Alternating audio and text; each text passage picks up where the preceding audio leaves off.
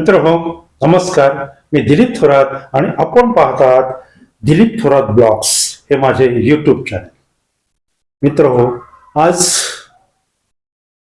मरण म्हणजे काय रे भाऊ या सदरामध्ये आपण एक अपघात पाहणार आहोत. एका घाटातील अपघात पाहणार आहोत. अतिशय दुर्दैवी अशी ही घटना आहे आणि या घाटाचं नाव आहे माळसेज घाट. कल्याण नगर रोडवर असलेला हा माळसेज घाट आणि येथे झालेला एक अपघात तो आज आपण पाहणार आहोत.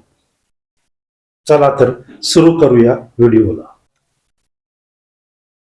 एक कुटुंब मुंबईला राहत असलेलं आपल्या नातेवाईकाच्या लग्नासाठी ते गावी आलं आणि नगर कल्याण माळसेज घाटातून ते गावी आलं. गावी आल्यानंतर नातेवाईकाच्या लग्नासाठी ते गावी आलं होतं. लग्न मोठं छान पैकी झालं. सनई चौघडे वाजले, ताशे वाजले, आहेर झाले, मानपान झाले. सगळ्या पाहुण्यांची अगदी रेलचेल होती. जेवण, नवरा नवरी. आता लग्न म्हणजे दोन जीवांचा मिलाप असतो. नवे नवे दोन जीवांचा नाही तर दोन कुटुंबांचा मिलाप असतो. आणि या सगळ्या आनंदामध्ये एक कुटुंब जे मुंबईवरून आलं होतं, आपल्या चिमुकल्यासह मुंबईवरून आले होते, तेही सहभागी होते. हा सगळा आनंद घेत असताना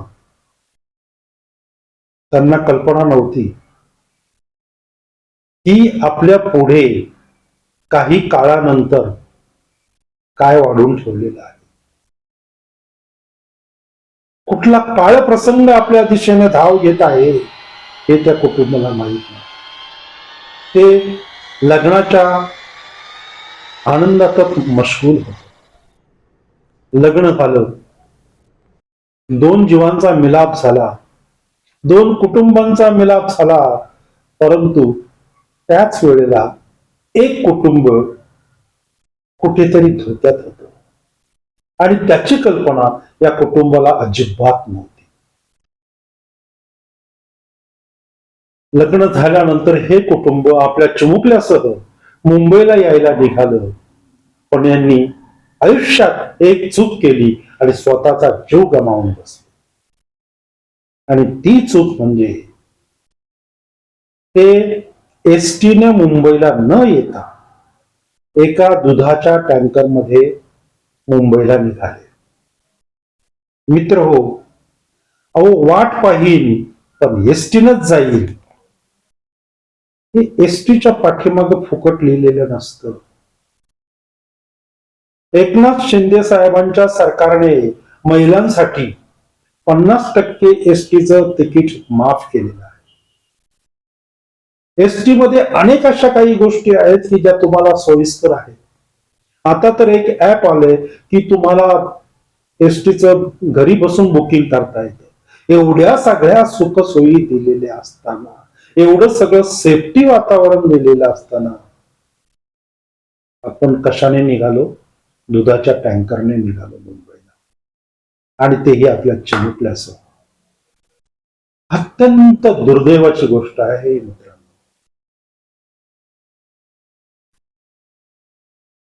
टेम्पो हळूहळू हळूहळू मुंबईच्या दिशेने सरकत होता आणि या कुटुंबाच्या चेहऱ्यावर अतिशय आनंद होता, कारण लग्नामधून ही मंडळी आलेली होती. काही वेळातच, काही काळातच, काही तासातच हे घरी पोहोचणार होते मुंबईला. आणि अचानक रस्त्यामध्ये एक थडम असा मोठा आवाज झाला. काय होतं हे कळायच्या अगोदरच हा दुधाचा टँकर रस्ता सोडून पलटी मारून रस्त्याच्या खाली आला. दुधाचा जो टँकरची जी टाकी होती ती फुटली. विचार करा काय झालं असेल. अतिशय भयानक. अख्खं कुटुंब उद्ध्वस्त झालं. दुधाच्या टँकरचा ड्रायव्हर सहित अख्खं कुटुंब उद्ध्वस्त झालं. अर्थात याची नोंद टोकावडे पोलीस स्टेशनला झालेली आहे, पण ती कुठल्याही पोलीस स्टेशनला नोंद होऊन यांचे जीव परत येणार नाही. पण मित्र हो, एक आशेचा किरण कुठंतरी दिसत होता.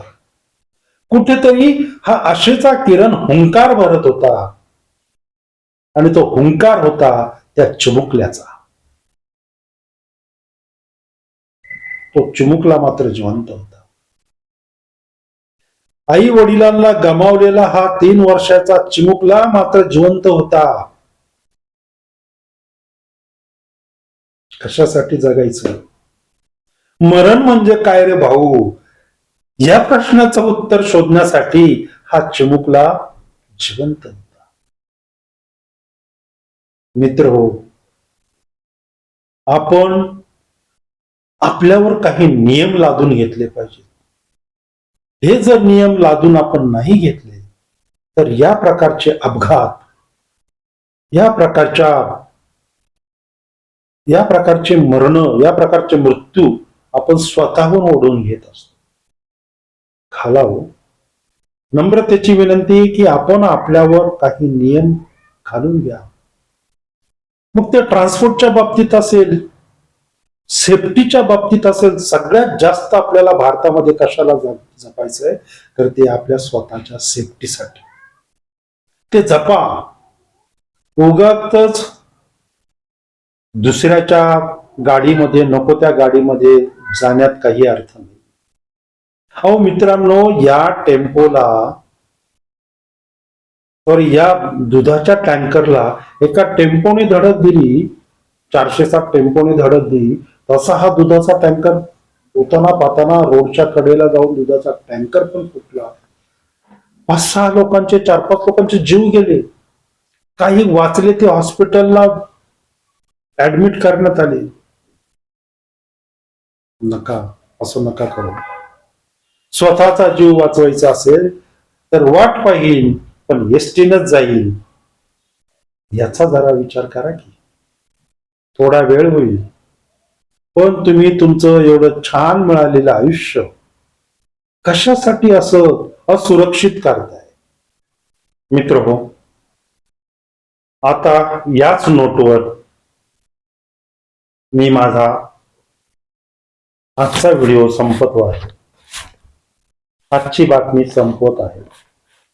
परंतु व्हिडिओ आवडल्यास व्हिडिओला लाईक करा, शेअर करा आणि दिलीप थोरात ब्लॉग्स या चॅनेलला सबस्क्राईब मात्र नक्की करा.